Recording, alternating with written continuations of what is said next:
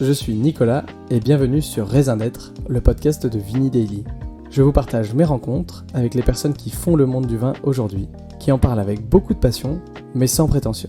Aujourd'hui, Vini Daily, c'est aussi et surtout un club de vin qui vous permet d'avoir accès à des cuvées de grands et petits vignerons entre -20 et -25% des 9,90 par mois. Pour le retrouver, rendez-vous sur le site club.vinidaily.com ou sur notre application. Mais tout de suite, place à notre invité. Aujourd'hui, je vous emmène avec Annabelle, direction Saint-Émilion Grand Cru et précisément le Château Corbin, qu'elle a repris de sa famille. Une histoire vraiment passionnante avec une femme qui est passionnée. Et on le ressent vraiment pendant tout le long du podcast. J'espère que vous prendrez énormément de plaisir à écouter celui-ci parce que j'en ai pris énormément à l'enregistrer. Une femme pleine de délicatesse et de passion. Bref, passons à l'écoute. Désolé pour les quelques minutes d'enregistrement au début de ce podcast, les 3-4 premières minutes. On a eu quelques problèmes micro, j'espère que vous nous le pardonnerez. Allez au-delà, parce que franchement, ça vaut la peine. Bonjour, bienvenue sur Raisin d'être. Aujourd'hui, j'ai le plaisir d'être avec Annabelle du Château Corbin. Alors, comme j'ai l'habitude de le faire, je vais te laisser tout simplement te présenter, parce que généralement, les invités le font beaucoup mieux que moi. Waouh. Bonjour Nicolas, merci de m'accueillir dans ce charmant studio. Plaisir. Je m'appelle Annabelle, je suis viticultrice à Saint-Émilion et j'ai la grande chance de gérer un domaine familial qui est le Château Corbin, Grand Cru classé de Saint-Émilion. Magnifique, magnifique. J'aime bien, dans les premières phrases, on détecte souvent pas mal de choses. Propriété familiale, oui. Quand c'est dit viticultrice aussi, c'est une identité. Tu gères pas un domaine, tu es viticultrice. C'est deux mots qui me marquent un petit peu dès le départ. Est-ce que tu peux m'en dire plus déjà sur la partie familiale et puis on arrivera sur la partie viticultrice juste après? Oui. C'est une propriété qui est chargée d'histoire. Mes arrière-grands-parents l'ont achetée en 1924. Ok. Et depuis, elle a été transmise jusqu'à moi par la lignée des femmes, en fait. Donc, c'est très attachant. Pour moi, il y a toute l'histoire de ma famille maternelle, de ma grand-mère, de ma mère. Voilà. C'est... Grande attache familiale. Ouais. Ça va continuer? Je le souhaite de tout mon cœur. J'ai tout fait pour. Maintenant, ça ne m'appartient plus. Oui, il y a une part aussi, on voit bien qu'on ne gère pas toujours tout. C'est ça. Et donc, viticultrice. Viticultrice, c'est quoi ton parcours un petit peu? Tu as commencé assez rapidement dans les vignes, vu que c'était familial. Comment ça s'est passé un petit peu? Est-ce que tu peux m'en dire plus? Viticultrice, j'aime bien ce mot parce que je trouve que bien souvent on entend le mot vigneron, oui, qui est pour moi un petit peu galvaudé parce que les vrais vignerons, pour moi, c'est ceux qui travaillent au quotidien dans les vignes. D'accord. Face aux aléas climatiques, etc. Et moi, je mentirais si je disais que je passais ma vie tous les jours dans les vignes. Donc, j'ai quand même aussi d'autres casquettes certains jours. Donc, viticultrice, pour moi, ça regroupe bien l'ensemble de la gestion d'un domaine viticole. Et oui, j'ai fait des études d'œnologie. Okay. En fait, à 15 ans, je savais que je voulais faire ce métier. Mais, c'est super jeune. Oui, c'est assez jeune quand j'y repense avec l'âge de mes enfants aujourd'hui. Mais en fait, ça ne m'a jamais déçue. Donc, savoir, c'est une grande chance de savoir à 15 ans ce qu'on veut faire. Parce que finalement, on trace sa route. Et pas toujours sans difficulté, mais, bien sûr. Mais en tout cas, le but est connu. Et viticultrice au Château Corbin, non. C'était quoi cette décision à 15 ans déjà, c'est quoi ce déclencheur? Est-ce que c'est parce que tu as passé une enfance dans les vignes? Qu'est-ce qui a fait qu'à 15 ans, tu t'es dit, bon, c'est un peu un déclic, c'est un choix d'études, comment ça s'est fait? C'est sûrement une partie raisonnable. D'accord. Ou raisonnée. Okay. Et ensuite les aléas de la vie. Mais à la base, oui, les familles de mes deux parents sont issues du monde agricole. Donc des vignes dans le Médoc, des vignes rive droite. Et donc moi, je savais qu'un jour, il faudrait que je m'occupe de ces propriétés, en fait. C'est un devoir? Et d'une certaine manière, oui, ce devoir de transmission, ouais, d'appartenir à une lignée et d'être un maillon de la chaîne pour le récupérer, l'embellir et le transmettre à la génération suivante. Donc ça, c'est une chose. Et ensuite, j'avais pas envie de le faire comme une héritière ou comme quelque chose de pas choisi. D'accord. Donc j'avais envie de le choisir et de le faire de façon professionnelle. D'accord. Consciente aussi que c'était un métier pas très féminin, plus masculin quand même. Ok. Et du coup, tant qu'à faire, pour être plus crédible, avoir un bagage technique. Une sorte de légitimité que tu allais justifier par ce bagage technique, c'est ça que tu veux dire? Enfin, savoir de quoi j'allais parler.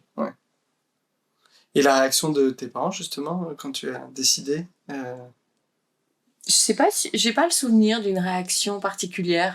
comme si c'était une évidence. Ouais, un peu. On va comme tout le monde. Non, alors que c'est un vrai choix. Tu avais le choix. Oui, j'avais le choix. Tu avais le choix. On t'a laissé le choix de Oui, choisir ta tout voie. à fait. Ok. Donc tu t'engages dans ces études d'œnologie. Oui, Tu as fait quoi exactement comme parcours? le diplôme national d'œnologue Ok. à la fac de Bordeaux. À Bordeaux. Ok. Ouais.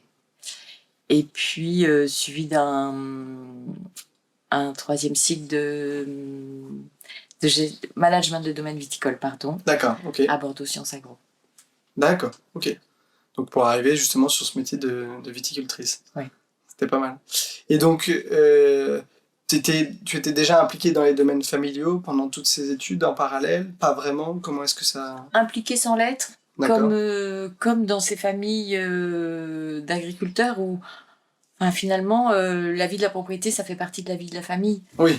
On en parle tous les jours sans en parler quoi, mais c'est un vrai sujet qui n'en est pas ça. Donc je sais pas comment le dire. Donc oui, j'y étais et en même temps il y a des questions qu'on se pose jamais quand c'est dans notre famille. Des choses qui sont tellement évidentes, ce rythme des saisons, les cycles qui se suivent, sans qu'on se demande vraiment pourquoi. Le fait d'avoir besoin d'être présent à telle ou telle période, Oui. en répond présent, parce que c'est comme ça, et C'est ça. sans se poser trop la question. Oui, exactement. Mais la passion aide sûrement aussi, à ne pas voir comme une contrainte tant que ça à ce moment-là, non? Oui, moi j'ai jamais vu comme une contrainte, c'était juste la vie normale. Bien sûr. Ouais. Okay. Et donc tu sors de tes études, qu'est-ce que tu fais Mon premier job, c'était la fin de mon stage à Braner-du-Cru. Ok, superbe avec domaine. Philippe Dalluin et Patrick Maroteau, voilà, qui venaient de reprendre le domaine, avec plein de travaux, plein d'innovations, beaucoup de restructuration. C'était passionnant. Ça, c'était mon premier job. Oh, j'ai adoré. Ils m'ont vraiment tout appris. Ok. Ouais, je leur dois beaucoup. Et voilà. Et puis. Ton premier job dans le Médoc. Oui. Ouais. Mais je pense que mon cœur et ma tête pensaient vraiment travailler dans le Médoc. Le Médoc, c'est grand, c'est beau.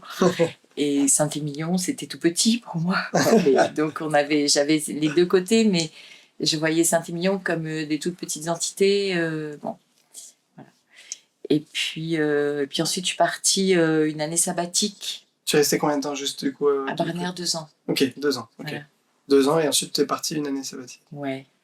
Bon, mais ça, plus perso, une année sabbatique en humanitaire. Ok.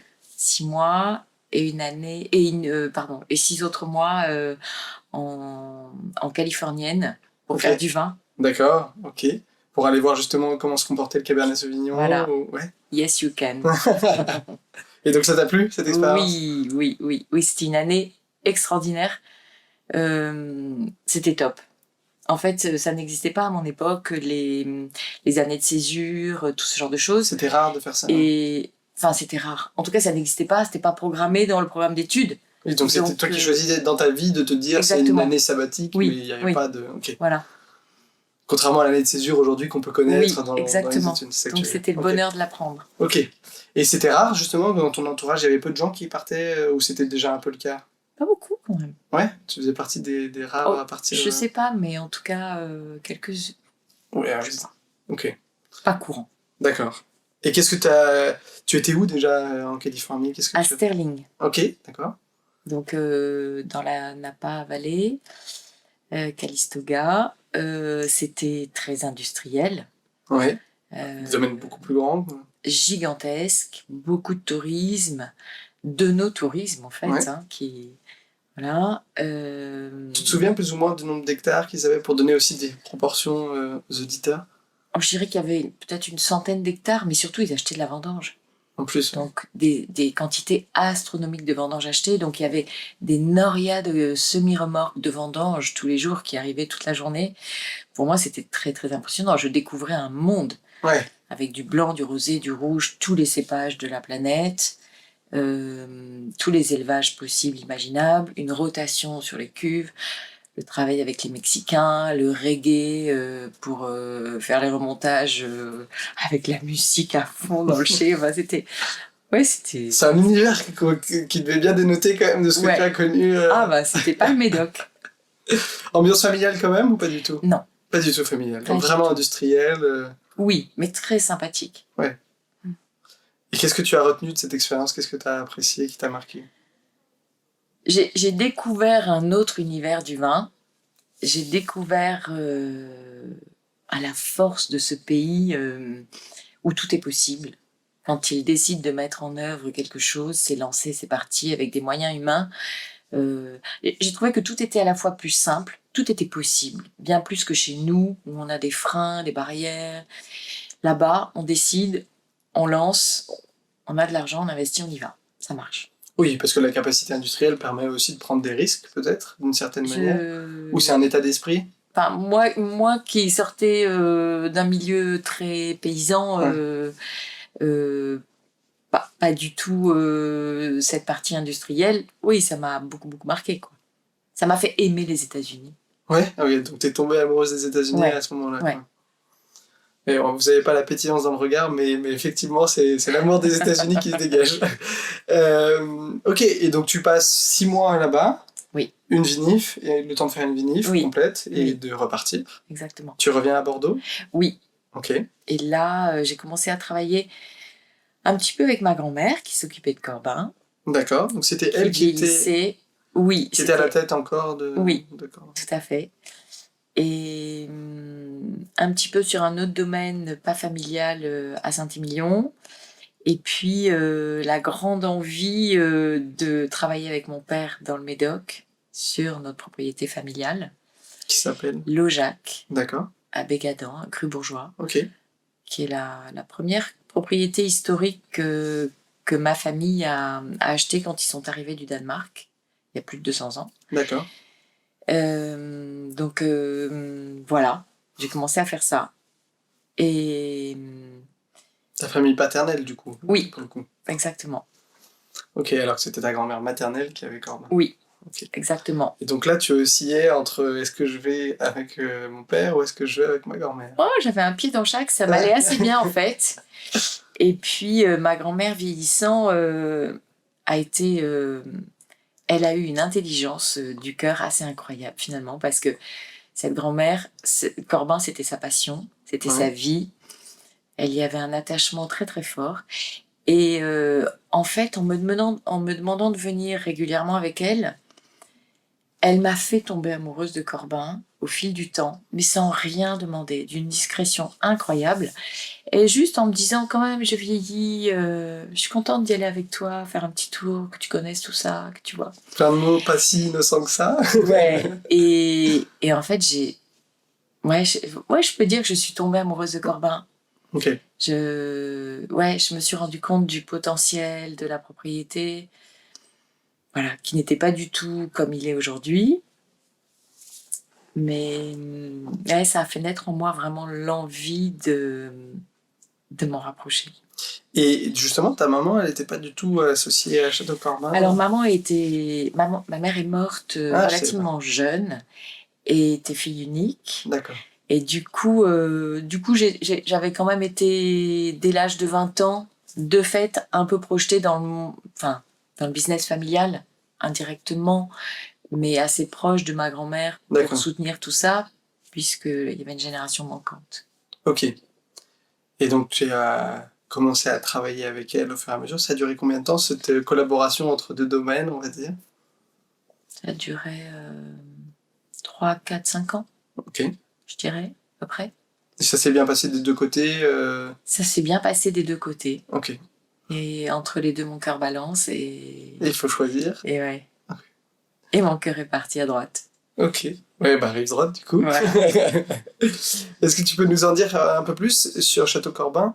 Peut-être nous dire déjà un petit peu, quand tu es arrivé toi au domaine, comment c'était et comment c'est aujourd'hui? Nous retracer un peu l'historique et faire voir un peu l'évolution qui a été faite depuis que tu es là. Ça fait combien de temps déjà que tu... 1999. Donc ça commence à faire quelques années. Mm. Donc il y a plein de choses qui se sont passées Plein. dans le monde du vin et pour Château Corbin en particulier.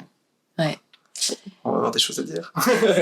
Oui, bah alors si on me lance beaucoup, mais il faut aussi m'arrêter. Tu as le temps ici, tu as le temps. Non, il faut que je dise ce que vous avez envie de savoir aussi.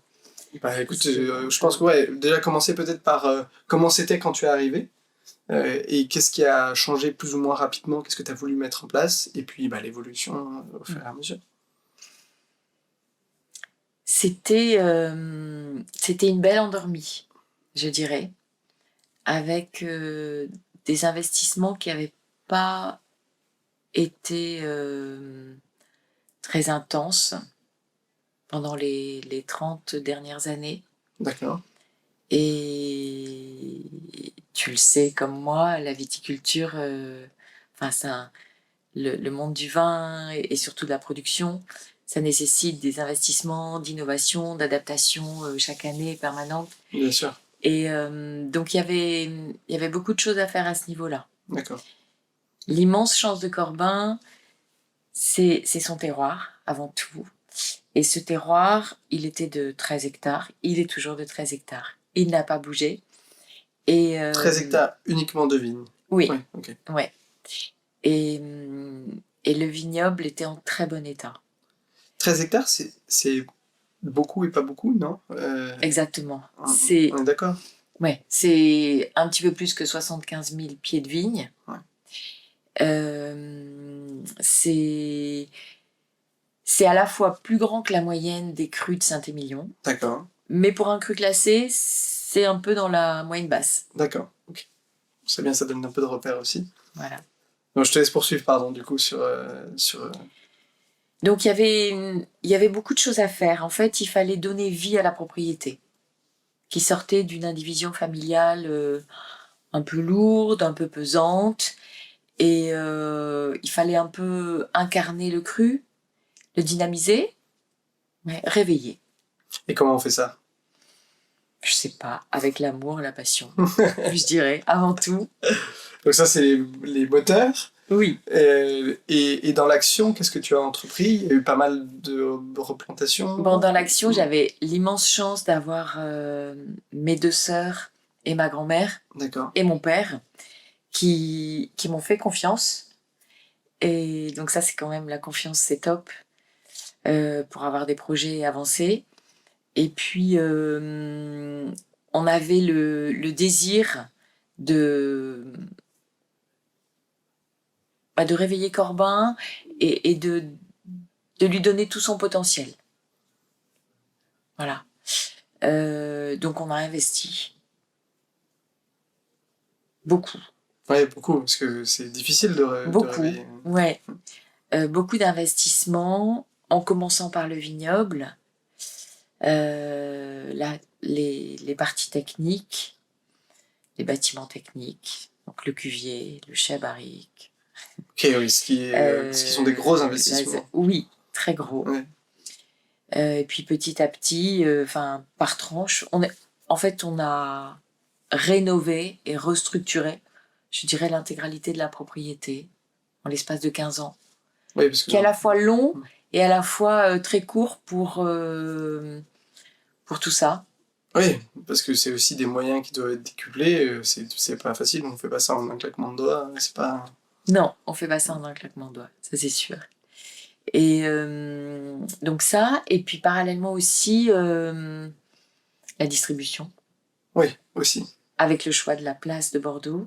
Ce qui n'était pas le cas avant? Si, c'était le cas, mais plus ou moins libre. Donc là, on a fait un vrai choix de la place. D'accord. Avec toutes les règles du jeu.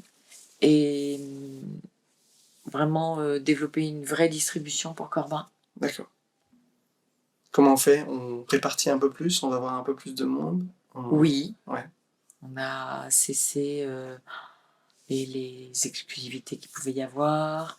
On a ouvert et posé le cru sur la place de Bordeaux, travaillé avec différents bureaux de courtage, plusieurs négociants, dans la confiance, qui nous ont aidés à promouvoir la marque.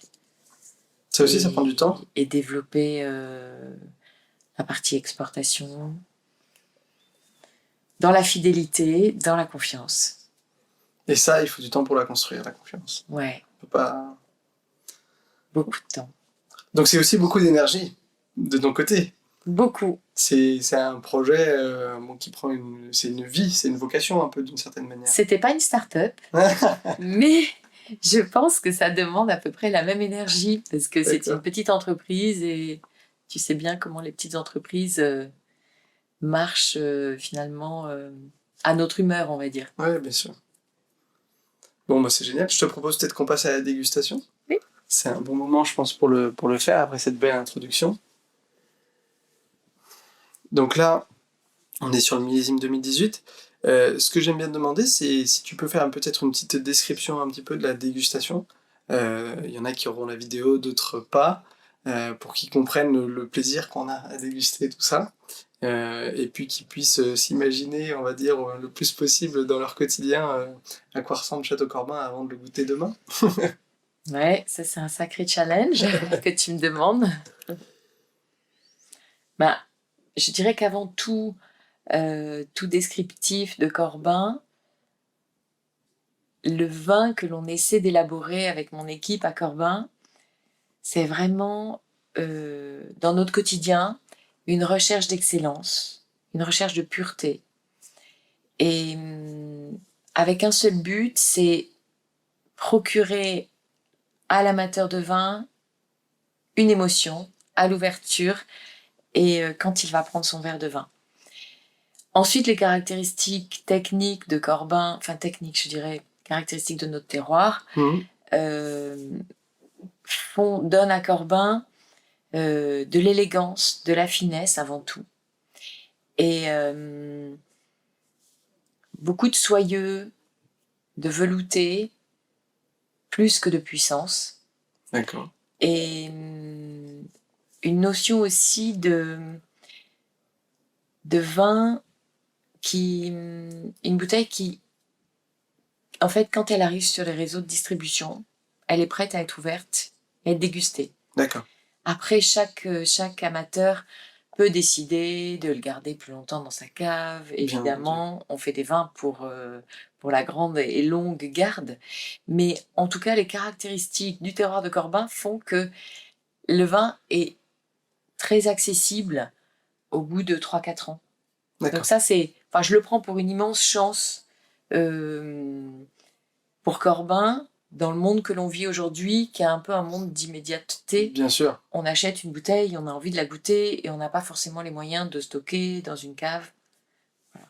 Et c'est une tendance un peu globale qu'on remarque, les gens, enfin les vignerons, les viticulteurs, viticultrices, ils essayent de plus en plus d'avoir aussi des vins qui sont aussi bien prêts à boire maintenant, donc qui ont parfois un peu moins de rigidité, et qui se boit un peu plus dans le temps, et c'est à ça qu'on retrouve, je trouve, enfin après c'est un avis personnel, mais des grands vins. Les grands vins, on arrive à les apprécier dans leur jeunesse, on arrive à les apprécier beaucoup plus loin. Ah bah voilà, tu as tout dit Nicolas, c'est l'équilibre. Donc, et qu'est-ce qui fait ça? C'est le terroir? C'est l'équilibre, je crois. D'accord, il y a plusieurs composantes. L'équilibre de son terroir, l'équilibre d'un millésime, ouais. Puisqu'il n'y en a pas deux qui se ressemblent. Donc chaque année, en fait, rien n'est jamais acquis. On connaît un peu l'équilibre de notre terroir. Bien sûr. Et ça, on le cultive toute l'année par l'équilibre du pied de vigne, à la fois par le travail du sol, à la fois par le travail, cet artisanat de luxe, de tous les gestes, pour faire grandir le pied de vigne chaque saison, et à essayer d'avoir les meilleurs fruits possibles. Mais après, c'est aussi l'équilibre d'un millésime. Et finalement, je vois comme une grande chance le dérèglement climatique que l'on vit aujourd'hui dans nos vignobles. On peut le prendre comme une catastrophe. Moi, je le prends comme une opportunité, finalement. D'accord. Parce que ça nous oblige à être de plus en plus précis. Et pour trouver cet équilibre, justement, du millésime, ça nécessite une immense précision de travail.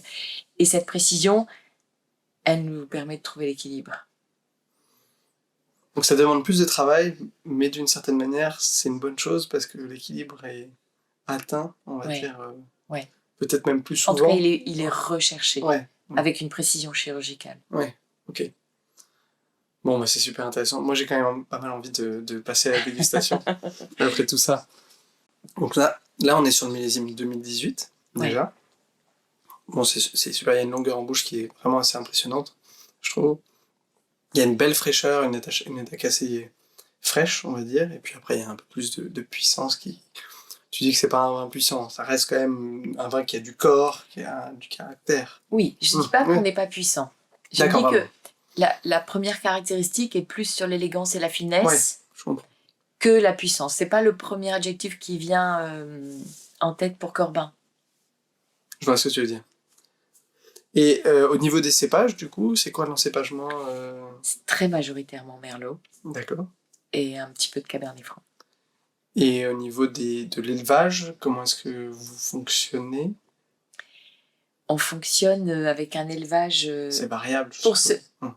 C'est un peu variable, mais ce millésime a été élevé 50% en barrique. D'accord. De chêne français neuve et 50% dans nos petites cuves en ciment. Et ça, c'était une première. Et c'est aussi pour ça que je l'ai porté ici, celui-là. Le 2018 ? Oui. Ok, donc c'était un choix en 2018 de changer. C'est le premier millésime qui a changé comme ça ? Ouais, c'est le premier millésime qui a changé, mais par finalement les aléas climatiques. Ok. Et on n'a pas fait de 2017 du tout. Du tout. Du tout. C'est dur de pas faire de récolte. Terrible. Et finalement, ça nous a permis de modifier complètement notre élevage, puisqu'on n'avait pas de vin en 2017. On a vendu nos barriques. Oui. On ne pouvait pas garder des barriques vides. Bah bien sûr. Ouais. Et quand 2018 est arrivé, un si joli millésime, qualitatif et quantitatif, on s'est demandé comment on allait l'élever sans aller modifier le profil de Corbin, qui n'était jamais élevé dans 100% de bois neuf. Du coup, on a respecté la proportion d'élevage en bois neuf qu'on avait l'habitude d'avoir pour notre vin. Mais en fait, la proportion de bois d'un vin ou de vin a été remplacée par l'élevage dans nos petites cuves en ciment. D'accord. Qu'est-ce que tu viens chercher dans une cuve en ciment, justement ? Alors, en fait, ça a été... Finalement, ça s'est fait par, je dirais par hasard, finalement. Enfin, on a subi ce qui s'est passé en 2017. Et en 2018, on n'a pas voulu prendre de risques. On n'avait pas tellement d'autres choix que d'élever notre vin de cette façon. Et ça a été l'occasion, l'opportunité de découvrir notre vin hyper pur, finalement, la pureté du vin, sans l'ajout du bois. Oui. Et de découvrir ça, et finalement le mariage et de l'élevage en barrique et de l'élevage dans le ciment, avec toute sa pureté, qui a été mais une révélation. C'est incroyable. Pour notre équipe. Et oui, quand je me retourne aujourd'hui, je me dis que la vie est vraiment bien faite, parce que de toute chose, on arrive à tirer du bien, quoi. Et ça, c'est quand même assez beau. Pour moi, c'est fort. Le résultat est incroyable, mais il faut une bonne dose de courage pour se dire bon allez, hop, on change. En fait, on n'avait finalement pas tellement le choix, si ce n'est d'aller acheter des barriques d'occasion. Ouais. Les barriques d'occasion, c'était un risque très fort aussi, à prendre, en traçabilité, en hygiène. On n'était pas du tout assez riche pour prendre des risques pour notre trésor. Bien sûr, ouais. Une deuxième année. C'est ça, bien sûr. Voilà. Et donc c'est en ce sens-là que je disais que finalement, ce dérèglement que l'on vit aujourd'hui, il apporte, Il nous oblige à nous poser 1000 questions, à changer nos schémas de pensée, nos process, à les remettre en question, à innover, et finalement pour une très bonne chose, quoi. Et à la vigne, ça se traduit comment, ces contraintes, on va dire, climatiques? Parce qu'on a parlé un peu de la cave et de l'impact du Ouais. coup aussi. Comment est-ce que ça se traduit côté vigne pour le Château Corbin? Ça se traduit par une grande précision en termes de recherche d'équilibre du pied de vigne. C'est-à-dire que ces années avec des excès, ce climat qui nous apporte euh, des excès de sécheresse, des excès d'eau par moments, enfin Mmh. assez incontrôlables. Euh, Finalement, un pied de vigne au bon équilibre va être capable de supporter bien mieux ces excès du climat qu'un pied de vigne qui n'est pas à l'équilibre et qui sera plus faible. Donc, ça demande une recherche d'équilibre tant en termes d'amendement, d'apport, avec une précision chirurgicale au niveau de la fertilisation dans les vignes, D'accord. de l'équilibre des travaux du sol, et ça demande aussi une précision très importante au niveau de la charge d'un pied de vigne, donc dans les gestes de taille, de Oui, pamprage, au bourgeon près. oui. Vraiment, C'est c'est vraiment au bourgeon chirurgical. près, Ouais, ouais. oui. Et puis ça demande aussi beaucoup d'observation. Mais finalement, c'est une grande chance. Parce qu'on s'est jamais aussi bien. On n'a jamais autant pris soin de nos vignes qu'à notre époque. Et l'équilibre d'une... C'est marrant, c'est la première fois que je parle vraiment de l'équilibre du pied de vigne. C'est Ouais. marrant que j'entends. Du coup, je suis assez curieux de creuser un peu ce sujet-là. C'est donc dans la sélection massale, la sélection du pied de vigne que tu, où tu trouves un peu ce début Non, d'équilibre, ou c'est vraiment de la manière dont vous allez cultiver votre oui, sol, tailler votre oui. vigne. Ouais, c'est C'est plus la dans ces manière gestes-là. de cultiver D'accord. en apportant au pied de vigne ce dont il a besoin et en lui donnant le bon équilibre de charge pour qu'il puisse grandir, Ouais. produire et, et être résistant aux maladies. Ok. Donc c'est un vrai travail de veille. Et à quel point toi tu es impliqué dans cette tâche-là? Est-ce que vous avez quelqu'un au domaine qui veille quand même beaucoup? Est-ce que tu es toujours consulté pour ces décisions? Comment ça se passe? Parce que c'est quand même... Il peut se passer tellement de choses d'une semaine à l'autre, presque, on va dire. Alors d'abord, Comment on est-ce a que... une petite équipe et on est très polyvalent, Oui, mais on a quand même un responsable vignoble, un d'accord. responsable vin, et on échange beaucoup. Et ensuite, on a on est entouré de professionnels, de consultants bien spécialisés dans leur domaine, l'un pour l'alimentation de la vigne, l'autre pour la taille, un autre pour les maladies de la vigne. Voilà. Donc la recette, c'est de s'entourer quand même. Ah oui, bien sûr. De surtout pas être seul. Ouais, Ouais. Et d'échanger. on n'en parle pas tout le temps en fait, parce on peut avoir cette image un peu du viticulteur un peu isolé, ou ce genre de choses, mais non, en fait, toi tu es en contact avec beaucoup de gens qui viennent, à qui tu vas demander un avis. Et justement, je suis curieux, c'est des Et gens que avec d'autres Voilà, viticulteurs c'était ça aussi. ma question. Ouais. Tu échanges beaucoup aussi avec les gens. Oui, Ouais. avec des retours d'expérience Mm. entre nous, des échanges d'idées, Mhm. d'innovations, bien sûr. Oui. D'accord, ok. Ouais. Donc, et c'est des gens majoritairement qui sont à Saint-Émilion, qui sont... Pas que, Pas que, d'accord. mais plutôt quand même pas très loin. Et je suis assez curieux de te demander, est-ce que tu travailles de temps en temps un petit peu encore avec ton papa, ou pas du tout? Est-ce que Alors, le domaine, qu'est-ce qu'il en malheureusement, est il n'est devenu? plus en Ah, vie, malheureusement, pas décidément. mais c'était Je... une aide Ouais, précieuse, un soutien dans toutes mes décisions. Je ouais, prenais jamais une grande décision sans lui. d'accord. Donc tu l'as consulté pendant de nombreuses Ah années, à oui, chaque fois, ah sur... oui, ouais. oui, oui. Et il me manque énormément. Mais voilà.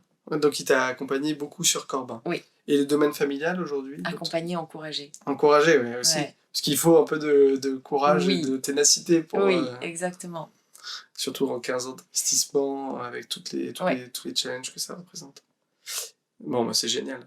Et qu'est-ce que ça implique? Moi, je suis curieux aussi sur la partie viticole. Tu disais comment est-ce qu'on alimente la vigne. Qu'est-ce que aujourd'hui vous faites pour justement dynamiser potentiellement la vigne, essayer de la faire avancer? En amont, on avait échangé un petit peu, tu me parlais aussi un peu de R&D, de recherche et développement. Est-ce que tu peux nous en dire plus sur tout ça? Ce qu'on fait sur la vigne pour la nourrir Ouais. et... Ouais.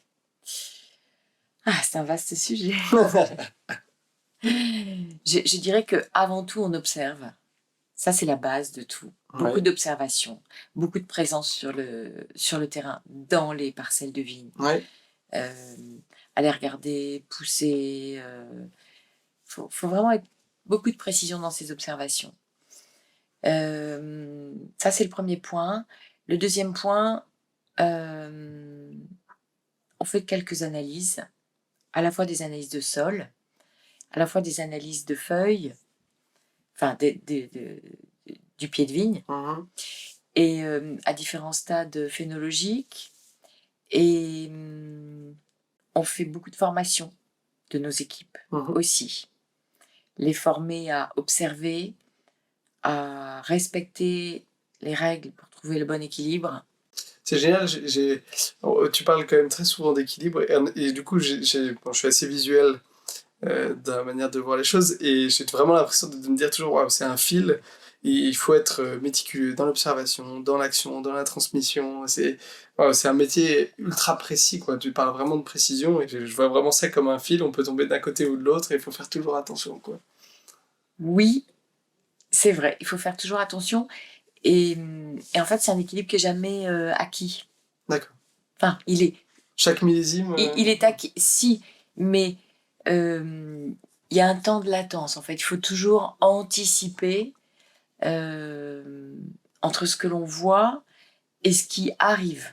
ça demande aussi du temps long, enfin, de l'observation depuis longtemps, et du coup, de l'anticipation, parce qu'on a déjà vu, parce qu'on connaît, parce que... Ça demande d'être très présent sur le terrain. Ouais. Donc toi, tu es souvent Vraiment dans tes vignes. impliqué dans sa production. Ouais. D'aimer ses vignes, d'aimer ses parcelles. Ouais. Et donc tes enfants, ils viennent, ils sont, comme tu as pu l'être dans ton enfance, pas mal dans la vie du domaine aussi ou... Ouais. Ouais. Déjà, ils ont grandi au milieu, au cœur de tout ça, au rythme des saisons. Et ouais, Ouais, je crois c'est que ça génial. fait, mais un peu comme, je pense, comme moi j'ai été élevée, mais ça fait partie de leur vie. Ok. C'est un peu la norme. Ouais, d'accord. Ouais, c'est la norme. Ils l'acceptent et toi, tu es contente de le transmettre. Donc c'est aussi... Exactement. Ouais. Mais je l'ai fait dans cette Ça s'est fait naturellement, mais c'est une chance aussi. idée-là de Ouais. transmission. Ouais. Donc ça m'amuse de leur dire aujourd'hui que je travaille pour eux. Ils le savent. Et au niveau des perspectives, un petit peu, c'est quoi la suite, ou qu'est-ce qu'on peut te souhaiter pour, en dehors d'un très bon millésime? D'ailleurs, petite parenthèse, comment s'est passé ce millésime? Les vendanges. Tout s'est bien passé. Ce Magnifique. millésime 2023, un millésime de beaucoup de travail, très sportif, Ouais. une attention de tous les instants, à 360, sans relâche. Très beau. C'est tôt pour lui donner tous les qualificatifs que je voudrais et en parler comme on pourra le faire un peu plus tard parce qu'il est vraiment encore en construction. Mais en tout cas, c'est une belle réussite. Bon, c'est quand même, on a déjà souvent une certaine idée, globalement, après la vinification, il y a encore plein de choses qui sont à valider, mais quand on voit le fruit, on a souvent des pressentis quand on parle à pas mal de viticulteurs qui nous disent ouais, je pense que ça va être une bonne année. Et c'est un peu le sentiment que tu as. C'est un très beau millésime. Ouais. Et comme il a été, il a nécessité énormément de travail, plus que d'autres, ouais. il y a une espèce de satisfaction aussi du travail bien accompli. Quand on arrive à la période des vendanges, la fin des vinifications, où on souffle, on respire comme l'enfant qu'on élève et qui franchit les étapes avec brio. Il y a une certaine fierté de se dire bon, tous ces efforts n'étaient pas en vain. Enfin, c'est une belle récompense. Ouais, c'est une belle récompense. Ouais. Et du coup, oui, qu'est-ce qu'on peut vous souhaiter un peu pour la suite Vous avez 13 hectares, tu m'as dit, depuis le début. Vous avez envie de vous étendre un jour? Pas forcément, c'est pas du tout dans vos projets. Comment est-ce que tu... C'est pas dans les projets, D'accord. non. Les projets, non. Les projets, c'est plus transmettre. Ouais. Moi, je m'inscris, je trouve que j'ai l'âge de la transmission du savoir, transmission des gestes, transmission du terroir, transmission à la génération d'après, l'impliquer de plus en plus. Ça, c'est vraiment important. C'est ce qui me tient à cœur le plus. Et puis, innovation. Innovation par rapport au dérèglement climatique qu'on vit, les enjeux de demain. Oui. Climatique, l'intention de produire de plus en plus dans la pureté, de plus en plus dans l'authenticité, de respecter notre terroir, de diversifier aussi, diversifier quand on n'a que de la vigne, mais diversifier au sens de plus en plus de biodiversité, de travail avec des produits naturels. Diversité aussi en essayant de plus en plus de faire venir des grands amateurs chez nous, c'est tous ces touristes qu'on a la chance d'avoir à Saint-Émilion, les faire passer par Corbin, leur faire vivre un moment unique, partager en fait tout ce que l'on vit, de notre passion, essayer de leur partager. Vous êtes ouvert au public toute l'année ou pas forcément? Oui. Ouais, toute l'année, ok. Ouais. Bon, si vous voulez visiter le Château Corbin, vous n'avez plus qu'à les contacter et aller faire un tour dans cette magnifique propriété. Donc il y a encore pas mal de projets. Il y a toujours des projets, non? Moi, je crois que ça s'arrête jamais dans nos propriétés. Non, toujours se remettre en question. Ouais, il y a plein de choses à faire. Et moi, j'aime bien demander, sinon, quelles sont peut-être les rencontres qui t'ont marqué. Finir là-dessus, les personnes que tu as rencontrées qui ont vraiment marqué ton parcours. On a parlé pas mal de ta famille. On a parlé un peu du cru Bocaillou. Est-ce qu'il y a d'autres personnes qui... Braner du cru. Braner, pardon, du cru. Dans mon métier? Ouais. Ou dans ta vie, c'est pas grave. Étant donné que c'est une vocation, ça prend tellement de temps que... Dans ma vie, il y a une personne qui m'a beaucoup, beaucoup marqué, que j'ai rencontrée, c'est Mère Teresa. D'accord. Donc ça... En Inde, du coup? Ouais. Beaucoup, beaucoup marqué ma vie. Ouais. Et dans ma vie professionnelle ou dans mon métier, oui, mais je ferais des jalousies en parlant de l'un sans parler de l'autre, mais oui, il y a des personnes qui m'ont beaucoup marqué, moi, comme dans mes études, Denis Dubourdieu. D'accord.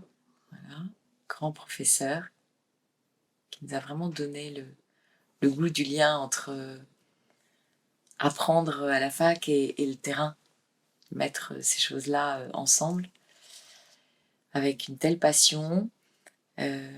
Philippe Dalluin, premier patron, qui m'a beaucoup appris. Et puis,